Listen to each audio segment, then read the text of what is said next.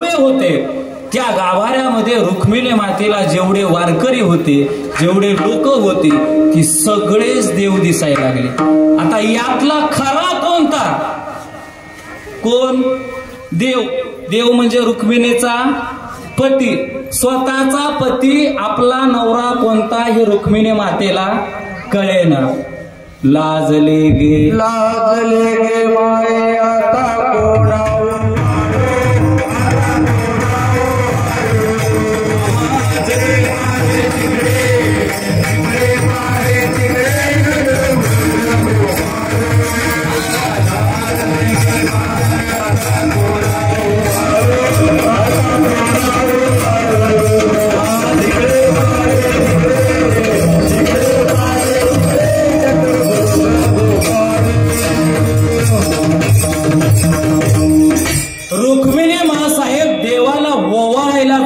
पण परिणाम काय झाला? लाजल्या. कारण काय? कोणाला ओवाळावं हे रुक्मिणी मातेला कळालं नाही. लाजले गे माया आता कवना ओवाळू, आणि जिकडे पाहे तिकडे चतुर्भुज. जिथं पाहावं तिथं सगळीकडे देव दिसायला लागला. ते सगळा अभंग पाहून घ्या आणि मग रुक्मिणी मातेच्या लक्षात आलं की देवानं ही लीला केली कशामुळं? आपल्याला झालेल्या अहंकारामुळं, अभिमानामुळं. आणि मग अभिमान ज्या वेळेस आपल्याला होतो, ज्या वेळेस आपल्याला देव कळत नाही, ऐका, त्यावेळेस आपल्याला एकच पर्याय आहे, धरावे संताचे ते पाय. आणि मग रुक्मिणी मासाहेब नामदेवरायाजवळ गेल्या. नामदेव महाराज, यातला खरा माझा पती, माझा देव कोणता आहे मला कळत नाही, तुम्ही तरी सांगा.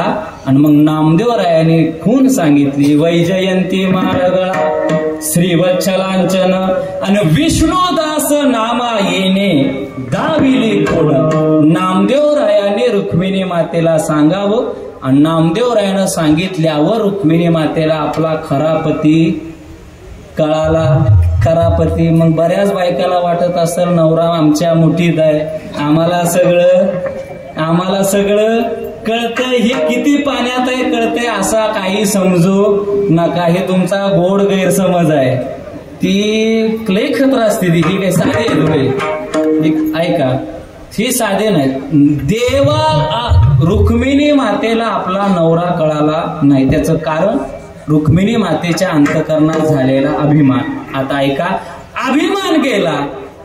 पहिली शरणागतीची पायरी अहंकार टाकावा. ज्ञानेश्वर महाराजांनी सांगितलं, मी नाही सांगत. पहिलं द्या काय? अहम. दुसरं वाचा, चित्त, अंग. आता हे सगळे पर्याय अनेक आहेत, पण तेवढा वेळ आमच्याकडे नाही.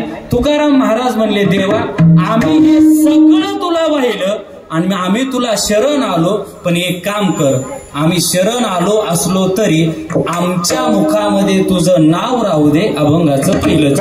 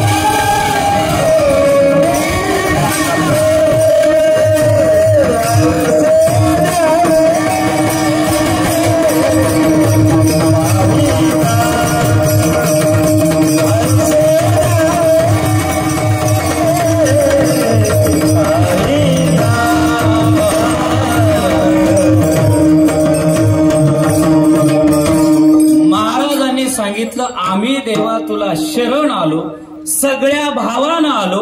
मग एक काम कर, काय कर, आमच्या मुखामध्ये, आमच्या कंठामध्ये तुझं नाव राहू दे. आणि इकडे लक्ष द्या, या जगामध्ये सगळे गोड काय असेल, अमृतापेक्षाही गोड काय असेल तर काय आहे? देवाचं. बोला बोला, काय आहे? देवाचं नाव. पण आम्हाला ते गोड वाटत नाही, आम्हाला अमृत तुल्य चहा गोड वाटतो. नाही का? अमृत तुले चहा प्यावं वाटतो पण देवाचं नाव घ्यावं वाटत नाही का? घ्यावं वाटतं. महाराज आश्चर्य असं झालं. पूर्वीच्या काळी दोन माणसं एकमेकांना भेटली, म्हातारी माणसं, की काय म्हणायची? राम राम. राम राम हा शब्द होता. आता पद्धत अशी बरं का, आम्हाला फोन आला भाऊ की आम्ही सहज रामकृष्ण हरी म्हणतो, जय हरी म्हणतो, आपण राम राम म्हणतो. ही आपली पद्धत आहे. परवा आता बऱ्यापैकी कीर्तनाच्या तारखा घ्यायला फोनच येतो, समक्ष कोण येत नाही. मग एका माणसानं फोन केला. आता आपण सहज, आपली भाषा आहे, आम्ही सहज म्हटलं हॅलो रामकृष्ण हरी बोला. आणि रामकृष्ण हरी म्हटल्यावर तिकून तो माणूस म्हणला आरतीच्या आईला महाराजाला लागला काय की काय फोन महाराजाला लागला काय की. मी का सांगतो इकडे आहे का, आमची भाषा आता अशी झाली, आम्ही शिवीशिवाय बोलायला तयार. पहिल्यांदा शिवी देत माणस, काही तर फार नमुने असतात गावोगावी खेडेपाड्यात. आणि मग माणसंही आम्हाला म्हणतात महाराज त्याच्या बोलण्याकडे लक्ष देऊ नका, बोलायला फटकळ आहे पण मनाचा लय चांगला आहे का नाही? ते मनाचं काय घ्यायचं, तू बोलतच नीट नाही. काय करता मनाचं? ऐका, माणसाचं बोलणं चांगलं असावं. ज्ञानेश्वर महाराजांनी सांगितलं कसं बोलावं माणसानं. तैसे साचा आणि मवाळ मितुले आणि रसाळ शब्द जैसे कल्लोळ अमृता. माणसाचं बोलणं गोड असावं. आणि ज्याचं बोलणं गोड आहे तो मनुष्य या जगामध्ये कुठेही अपयशी होत नाही. लक्षात घ्या, अपयशी होत नाही, पण बोलणं तरी गोड ठेवा. बाकीचं काय असो नसो. ऐका, महाराज म्हटले देवा हे तुझं जे गोड नाम आहे ना ते माझ्या कंठात राहावं. कंठी राहो नाम अंगे भरोनिया प्रेम. ऐका, आता हे जे प्रेम आहे ते प्रेम परमार्थातलं प्रेम आहे. शब्द लागले, हे प्रेम शब्द वापरला ना ते परमार्थातल्या प्रेमाला, संसारातल्या प्रेमाला नाही. त्याचं कारण असं आहे, शेवट करतो मी. संसारातलं प्रेम क्षणाक्षणाला कमी होतं आणि परमार्थातलं प्रेम क्षणाक्षणाला वाढतं. बरोबर का चूक? बोला ना, बरोबर का चूक? परमार्थातलं प्रेम वाढतं आणि संसारातलं प्रेम. बाबा लग्न होऊन किती वर्ष झाली? लग्न होऊन 30 वर्ष. लग्नाच्या दिवशी जे प्रेम होतं हाय का आता? होय नाही. अहो त्यांचं तोंडच सांगतंय काय. त्यांना बोलायचं, त्यांचं ज्याचं झालंय त्याचं तोंडच सांगतंय ह्याची काय रिॲक्शन असेल सांगू. इकडे लक्षात घ्या, परमार्थाचं प्रेम क्षणोक्षणाला वाढणार आहे. सुख घडोघडी वाढू लागेल आणि संसारातलं प्रेम क्षणाक्षणाला कमी होणार आहे. कमी. ह्यातला आनंद सांगू किती, लक्षात घ्या. आमच्या सप्त्यामध्ये आलेला वारकरी कुणी असू द्या, सप्त्याच्या दिवशी आल्यावर पहिल्या दिवशी त्याचं वजन करायचं. पहिल्या आलेल्या आणि काला झाल्यावर एकदा त्या वारकऱ्याचं वजन करायचं आणि पाहायचं काय परिणाम होतो. एवढं बी नाही. पण इकडं आहे का, त्याचं कारण असं आहे, ही तर आलं की आम्हाला आनंदच आहे ना. आनंद, आम्हाला काही दुःख आहे. सकाळी तुम्ही नाश्ता आणून देता, चहा 4 टाइम आहे, बरोबर 12चा टाइम झाला की जेवायला आहे, संध्याकाळी पंगत आहे. हा सगळा आनंद इथं भोगता येतो. घरी बायको सुद्धा विचारित नाही हो, काय सांगायचं. आता ही समाजात सांगू नाही, पण सोडा. इकडं आहे का, विनोदाचा भाग सोडा. इकडे लक्षात घ्या, परमार्थातला जो आनंद आहे तो क्षणाक्षणाला वाढणार आहे. संसारातला आनंद कमी होणार आहे. म्हणून परमार्थातला आनंद घ्यावा. आणि तो आनंद कशात आहे? तो आनंद आहे नामस्मरणात. महाराज म्हणतात हा नामस्मरणाचा आनंद ज्यानं घेतला त्याला तो कळाला. मला वाटतं एकदा आपण सगळ्यांनी तो आनंद घ्यावा. आपली वेळ झालेली सर्वांनी, माता भगिनी पुरुष वर्ग सर्वांनी एकदा आपले दोन्ही हात वर आणि सगळ्यांनी गजर करायचा जोरात. विठोबर फुमाय, हा विठोबर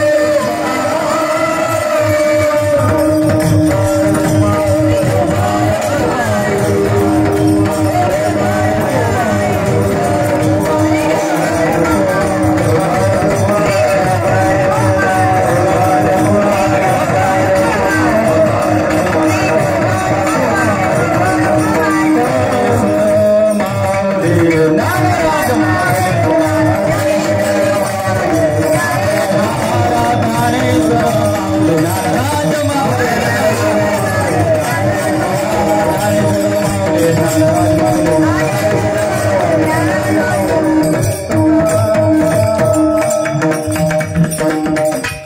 छान. हात खाली घ्या. झाले, हे सांगायची गरज नाही का नाही, ऑटोमॅटिक होतात. इकडे लक्ष द्या. महाराज म्हणतात, देवा तुझं नाव आमच्या कंठामध्ये सतत राहू दे आणि राहिलं पाहिजे. या जगात आपल्या सोबत शेवटी तेवढंच एक नाव येणार आहे, लक्षात घ्या बरं का. आपण या शरीरावर किती जरी आभूषणं घातली, किती जरी या शरीराला नटवलं, तरी हे शरीर सुद्धा शेवटी तुमच्या सोबत येणार नाही. मग येणार काय? भगवंताचं नाव जे आपण घेतलं ते आपल्या शेवटच्या क्षणापर्यंत आपल्या सोबत येईल, मला हीच अपेक्षा वाटते. म्हणून महाराज म्हणतात, कंठी राहो नाम अंगे भरोनिया प्रेम, ऐसे द्यावे काही दान, आलो पतित शरण. हे झालं बाळा, सोन्या संपला आता. हा झाला, रड नको संपलं. हा जेवायलाच जायचंय. हो तिकडेच जाऊ आपण. इकडे लक्षात घ्या. आज दायटी गावातला हा कीर्तन सोहळ्यातला सप्ताहातला पहिला दिवस आहे. आणि पहिला दिवस म्हटलं की मागं पुढं कमी जास्त होत असतं. तरी आपण वेळेत, उशिरा निघलेली गाडी असली तरी आपण वेळेत पोच करण्याचा प्रयत्न केला. अतिशय सुंदर नियोजन झालंय. तुम्ही छान बसताय. आणि इकडं लक्षात घ्या, आज एक घरचा महाराज आहे. आज कीर्तनाला घरचा आहे, आपण इथलंच आहे दायटीचं, त्याचं काही अडचण नाही. आज घरचा महाराज आहे, पण उद्यापासून येणारे महाराष्ट्रातले नामवंत कीर्तनकार आहेत, फार मोठे मोठे महाराज आहेत. त्यामुळं आपली शिस्त त्या कीर्तनकाराला दिसली की ते महाराष्ट्रभर आपल्या गावाचं नाव घेतल्याशिवाय राहणार नाही. म्हणून उद्यापासून अतिशय सुंदर शिस्तीत, आता तुम्ही ज्या माता भगिनी बसला, पुरुष वर्ग बसले, तरुण मंडळी बसले, आपण असं छानपैकी बसावं. उद्यापासून फार सुंदर, अजून या आनंदात भर पडत जाणार आहे. हा कार्यक्रम वाढणार आहे आणि मग असाच आनंद आपल्याला 7 दिवस घ्यायचा आहे. आपल्या सर्वांच्या संयोजनात, नियोजनात दायटी ग्रामस्थ, सरपंच आदी करून सगळे सहकारी मंडळी, आपल्या सर्वांच्या नियोजनानं हा सप्ताह आपण आरंभ केलेला आहे. आज माझ्याकडे ही सेवा आपल्या सर्वांच्याच प्रेमास्तव आली. ही सेवा आपल्या समोर सादर केली. जेवढे काही तोडकी मोडकी होईल, हे काही जे बोललो ते खरं तर आई वडिलांचा आशीर्वाद आणि गुरुवर यांची कृपा आहे. आणि जे काही चुकीचं असेल ते माझं मला द्या. न्यूनते पुरते अधिकते सरते, करून घ्यावे तुमते विनवितसो, नोहे हा उपदेश तुमचे बडबडिलो शेष, तुमच्या कृपेचे पोसणे, जन्मो जन्मी तुका म्हणे तुकाराम.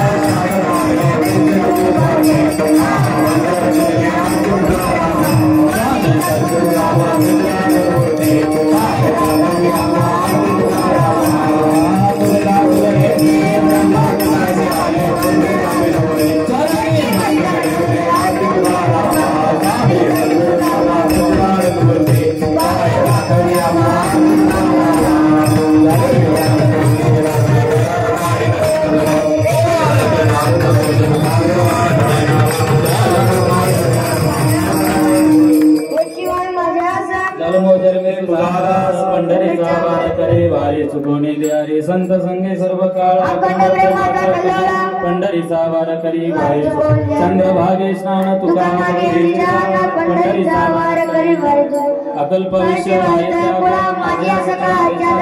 कल्पनेचे बाधा नको कुणी अहंकाराचा वारा न लागू राजसा माझ्या विष्णुदासा भावी कासे नामा म्हणित असावे कल्याण मुखी निदान पांडुरंगा मागणे ते तुझ प्रती आहे पांडुरंगा या संतास निर्वेद समजले तुका म्हणे आता उदार होई मजते ज्ञानदेव